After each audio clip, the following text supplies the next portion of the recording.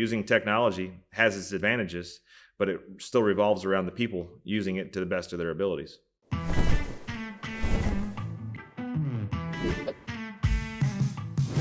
The key in our sport is to create competitive advantages, not just one, but advantages. Technology definitely helps with that. It's the challenge for lots of businesses and lots of people in the world to try to stay ahead and be on the cutting edge of technology, no doubt.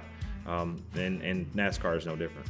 Our job is to use tools, to use the simulation, to use simulator, to use all the tools that we have, wind tunnel wise, vehicle dynamic studies, things like that, to understand what we can do to make our car better than the rest. I mean, we're measuring things on our race car, on the body of the race car, to thousandths of an inch using blue light scanners and amazing tools that would have never even been thought of 15 years ago when I was 5 years into the sport. The biggest challenge is the time that it takes to go through that data.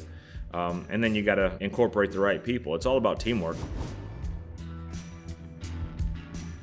You have to always be open-minded about technology and ways that you can use it to your advantage to create that competitive advantage. You cannot become complacent in anything you do when it comes to performance. And that's our goal as a race team, for me as a race driver, is to try to find new lines on the racetrack, to try to find grips someplace that'll make my race car faster, to make it easier on my tires, to make it better for a long run.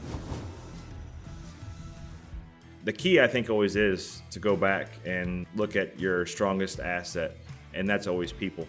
Without good people, you can't drive that technology, and I believe that that will be always a key in every organization, no matter where our technology goes.